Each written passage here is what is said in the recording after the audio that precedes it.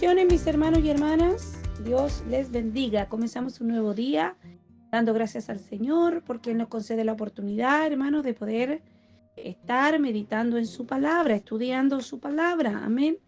Qué maravilloso, hermanos, es tener cada día este privilegio. Hoy vamos a continuar dando algunos datos, amén, de el Evangelio de Marcos, Evangelio según San Marcos. Solo tiene 16 capítulos, no son muchos, hemos estudiado libros mucho más extensos. Y sabes que este Evangelio tiene, digamos, un esquema que se divide en tres partes. La primera parte, que está desde el capítulo 1 al capítulo 1, versículo 13, amén, donde vemos el nacimiento y preparación de Jesús el siervo. La llegada de Jesús no era inesperada. Los profetas del Antiguo Testamento recuerden que habían anunciado claramente que Dios enviaría a su Mesías, el cual, cierto, ofrecería salvación y paz eterna a Israel y al mundo entero. Entonces apareció Juan el Bautista anunciando que ese muy esperado personaje finalmente había llegado y pronto estaría con el pueblo.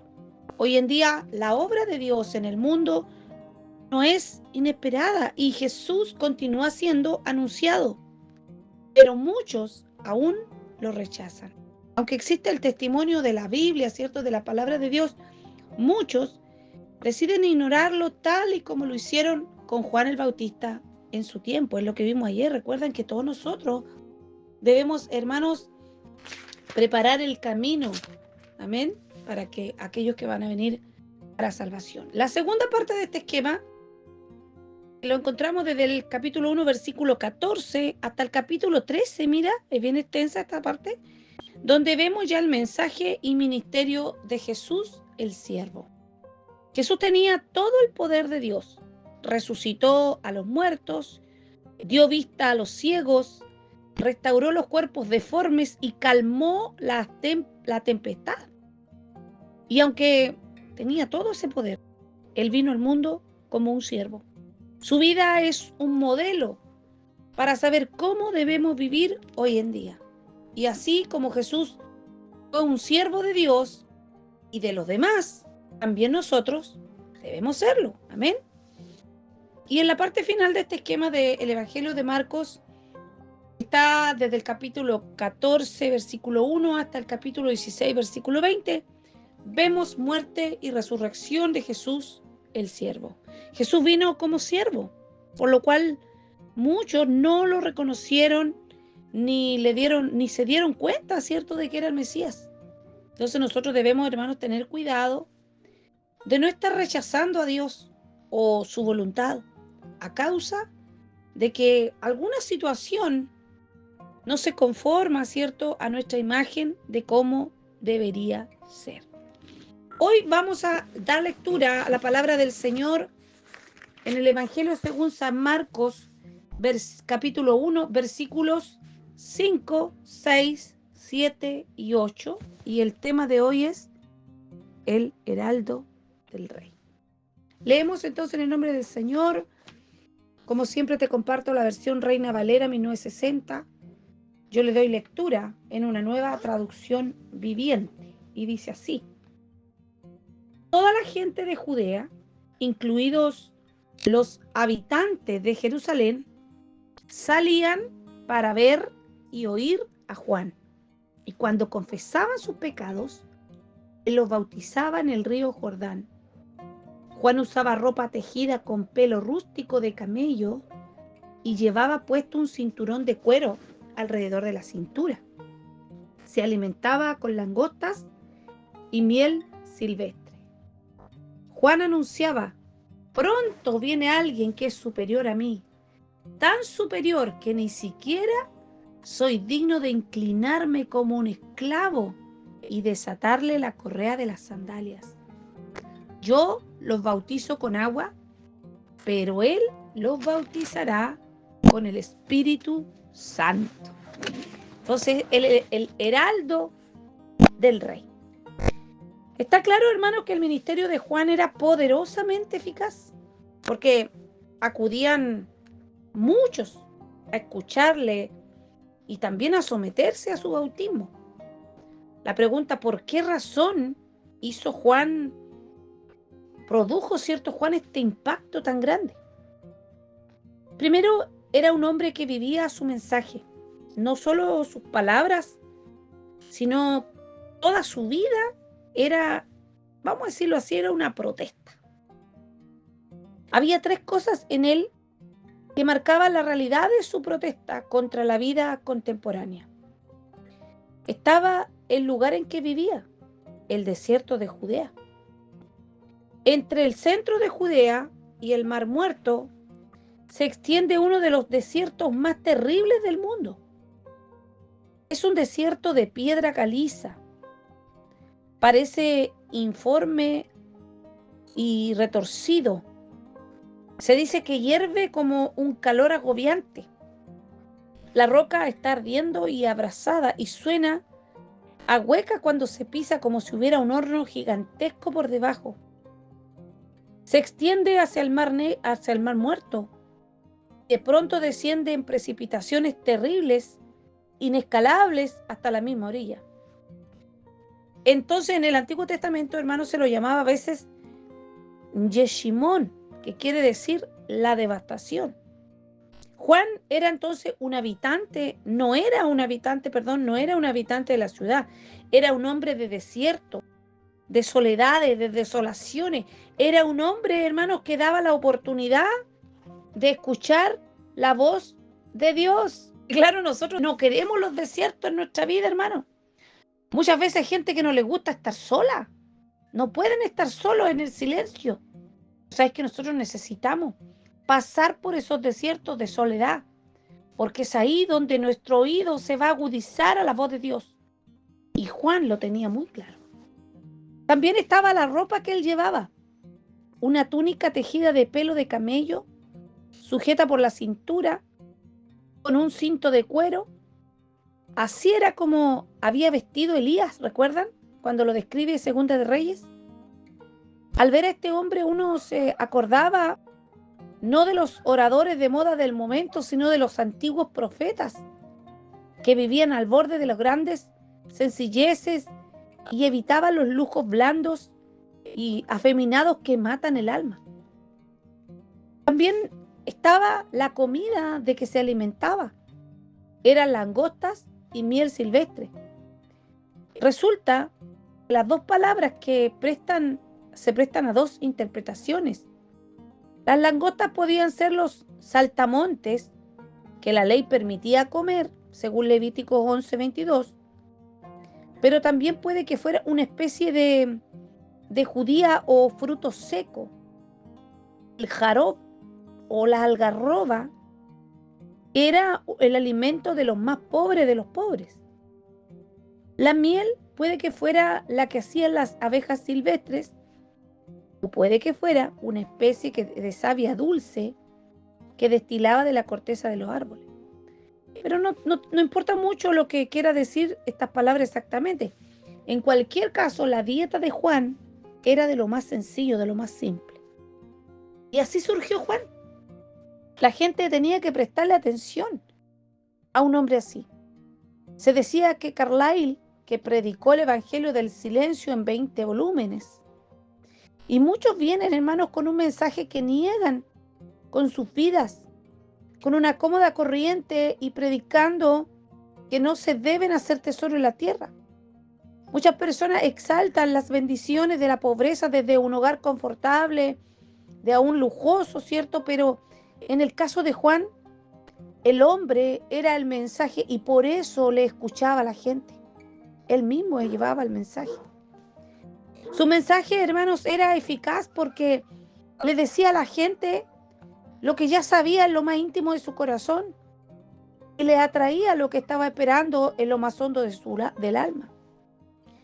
Los judíos tenían un dicho. Ellos decían, si Israel cumpliera la ley de Dios perfectamente un solo día, el reino de Dios sería realidad. Entonces, cuando Juan convocó al pueblo al arrepentimiento, él estaba invitando a una decisión que todos sabían en lo más íntimo de su corazón que debían hacer.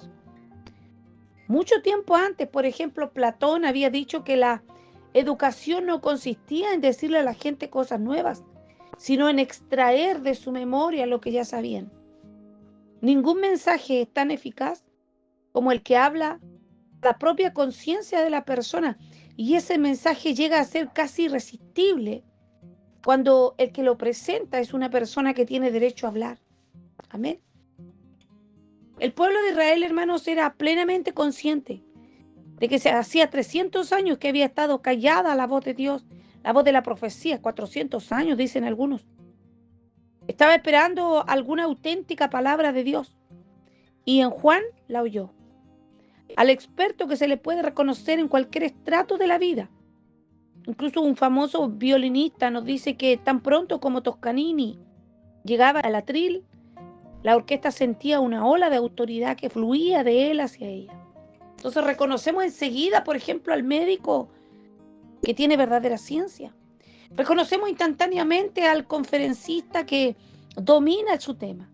Juan había venido de Dios y no lo podía por menos que notar cualquier persona que lo oyera. Amén. Y también vemos, hermanos, que su mensaje era efectivo, porque él era totalmente humilde. Su propio veredicto acerca de sí mismo era que no merecía hacer ni la labor de un esclavo, dijo él. Las sandalias, recuerden, estaban hechas sencillamente de una suela de material que se sujetaba al pie con unas correas que pasaban entre los dedos. Las carreteras no estaban pavimentadas. En tiempo seco estaban llenas de polvo, en tiempo húmedo de barro. Entonces el quitarle las sandalias al que llegaba a la casa era algo que no correspondía nada más que a un esclavo.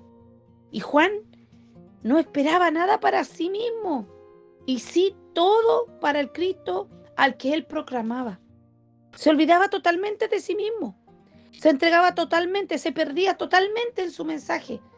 Y eso era lo que hacía que la gente lo escuchara. Su mensaje también era eficaz porque señalaba a algo y a alguien más allá de sí mismo. Le decía, por ejemplo, a la gente que su bautismo los empapaba de agua, pero el que venía lo empaparía del Espíritu Santo.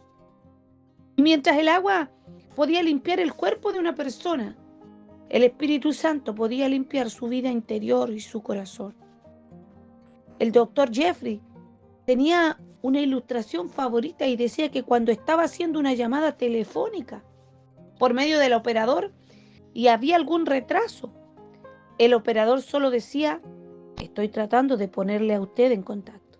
Y cuando estaba estableciendo el contacto, el operador se desvanecía y le dejaba en contacto directo con la persona con la que quería hablar.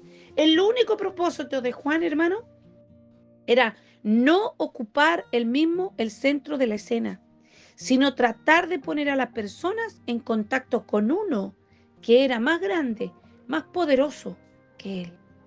La gente lo escuchaba porque él no se señalaba a sí mismo, sino al que todas las personas necesitaban. Él señalaba a Jesucristo. Él, hermano, mostraba y él decía que él solamente venía a preparar, que venía uno más grande que él. Amén. Jesús, hermanos, llegó en un momento de la historia cuando el mundo civilizado bajo el gobierno romano vivía relativamente en paz. Tenían facilidad para viajar, había un lenguaje común, las noticias acerca de la vida, la muerte, la resurrección de Jesús podían correr rápidamente por todo el vasto imperio romano. En Israel, multitudes acudían a escuchar a Juan, el predicador del desierto. Desde el tiempo de Malaquías, quien escribió el último libro del Antiguo Testamento, unos 400 años antes, no se había visto ningún profeta de Dios. Era creciente la expectativa de que un profeta o el Mesías profetizado en el Antiguo Testamento vendría pronto. El propósito de la predicación de Juan era preparar al pueblo para que aceptara a Jesús como el Hijo de Dios. Cuando Juan exhortó a la gente a que confesara sus pecados individualmente, señaló el comienzo de una nueva forma de relacionarse con Dios. ¿Necesita usted hacer algún cambio en su vida antes de que pueda comprender el mensaje de Jesús. Antes de poder recibir, hermano, el perdón de Dios, debemos reconocer que lo necesitamos. Para prepararse, ¿cierto?, para recibir a Cristo, hay que arrepentirse. Apártese, amigo, amiga, apártese de las atracciones vacías del mundo, de las tentaciones pecaminosas, de las actitudes dañinas y vuélvase a Dios con todo su corazón. Él puede darle un nuevo comienzo. Decíamos, ¿cierto?, que Juan se vestía de manera similar al profeta Elías para distinguir, ¿cierto?, de los líderes religiosos cuyas largas túnicas reflejaban el gran orgullo que sentían por su posición. Amén.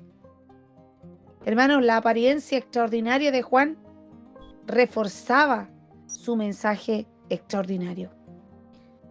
Aunque Juan era el primer profeta de Dios que aparecía en 400 años, Jesús, el Mesías, sería infinitamente superior a él. Juan estaba explicando lo insignificante que era él en comparación con lo que estaba por venir. Ni siquiera dijo era digno de ser su esclavo.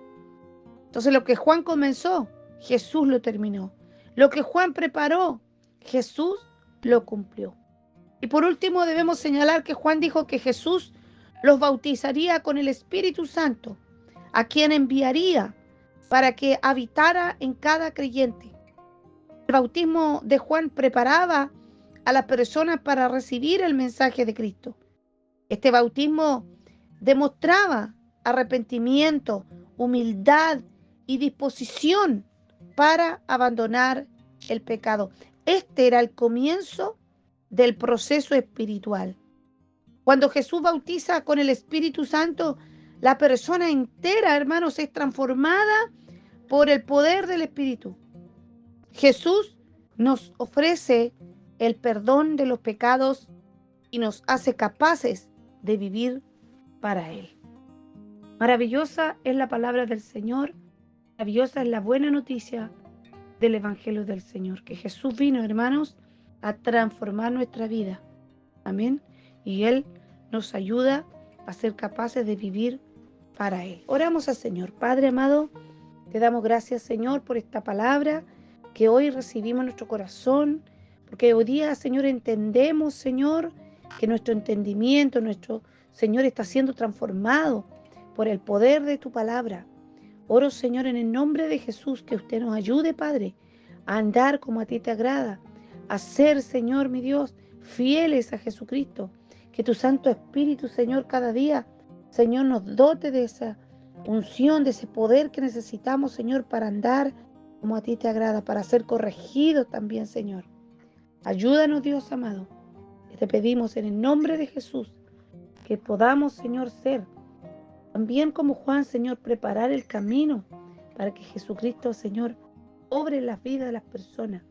Señor, queremos ser, Padre amado, honrarte, queremos glorificarte, queremos ser útiles para tu obra, Señor amado. En todo lo que tú quieras hacer en nosotros, el llamado, el propósito, Señor, se cumpla en cada uno de mis hermanos, Señor, en nuestras vidas. Te pedimos, Padre, en el nombre de Jesús. Amén. Hermanos, damos gracias al Señor y te animo, como siempre, a compartir el mensaje con tu familia, con tus amigos. Y si el Señor nos permite, estaremos nuevamente mañana compartiendo la palabra del Señor. Bendiciones.